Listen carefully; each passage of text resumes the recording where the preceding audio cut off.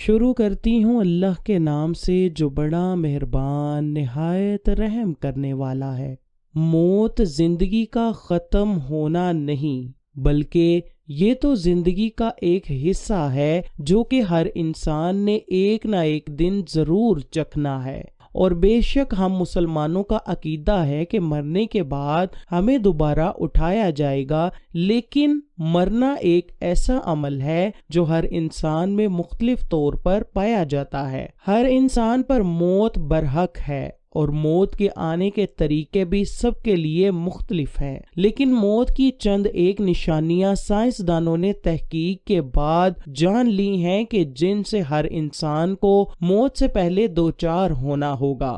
جب موت بندے کو آ گھیرتی ہے تو اس کا رابطہ اس دنیا فانی سے آہستہ آہستہ ختم ہونا شروع ہو جاتا ہے، جس سے قریب بیٹھے ہوئے کو اس میں موت کی نشانیاں نظر آنے لگتی ہیں۔ آئیے انہی نشانیوں کا ذکر کرتے ہیں کہ جو سائنسی طور پر موت سے پہلے ظاہر ہونے لگتی ہیں۔ سب سے پہلی نشانی تو یہ ہے کہ مرنے والے کی بھوک اور پیاس ختم ہو جاتی ہے، کیونکہ جسم کو توانائی کی ضرورت نہیں رہتی، اس لیے خوراک کی طلب بھی ختم ہو جاتی ہے۔ اس کی آنتیں کام کرنا بند ہو جاتی ہیں، جس کی وجہ سے پانی پیٹ میں داخل نہیں ہوتا اور اس کی پیاس نہیں بجھتی۔ اس کے ہونٹ خشک ہو جاتے ہیں، اس لیے پاس بیٹھے ہوئے لوگوں کو چاہیے کہ اس کو روئی یا چمچ کے ذریعے پانی پلائیں۔ موت سے پہلے ظاہر ہونے والی دوسری نشانی یہ ہے کہ انسان کی حاجات ختم ہو جاتی ہیں۔ موت سے چند گھنٹے پہلے انسانی جسم چلنا پھرنا بند کر دیتا ہے، اس کے جسم سے طاقت ختم ہونا شروع ہو جاتی ہے،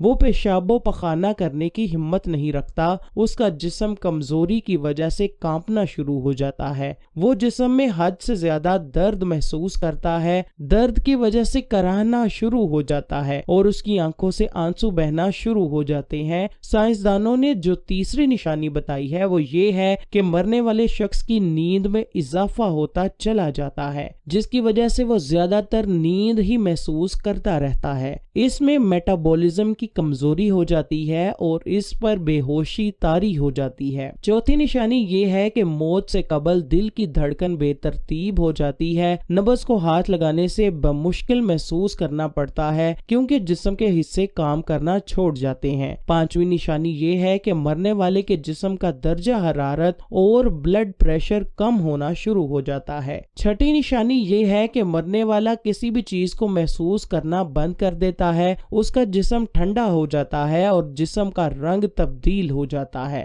موت کی ساتویں نشانی یہ ہے کہ عام روٹین کے مطابق اس کی سانس لینے میں تبدیلی آ جاتی ہے، وہ تیز تیز سانس لینے لگتا ہے، جس سے یہ ظاہر ہوتا ہے کہ اس کا مرنے کا وقت نزدیک آ گیا ہے۔ مرتے وقت بندہ کسی کو پہچاننے میں دشواری کرتا ہے کیونکہ اس کا دماغ کام کرنا چھوڑ جاتا ہے، جس کی وجہ سے ادھر ادھر کی باتیں کرنی شروع کر دیتا ہے، کبھی وہ کلمہ پڑھنا شروع کر دیتا ہے اور کبھی اپنے گھر والے سے کہتا ہے کہ مجھے ڈر محسوس ہو رہا ہے۔ موت کا سب سے آخری مرحلہ اور نشانی سکرات ہے۔ سکرات سے مراد موت کی شدت اور غشی ہے جو موت کے وقت پیش آتی ہے، اور موت سے پہلے ہر آدمی پر سکرات کی کیفیت طاری ہوتی ہے۔ بعض وقت سکرات کا اثر اور نشانی اس پر ظاہر بھی ہوتی ہے اور کسی کو اس کی شدت کے اثر سے پیشانی پر پسینہ بھی آ جاتا ہے۔ موت کی شدت مومن کے حق میں کفارہ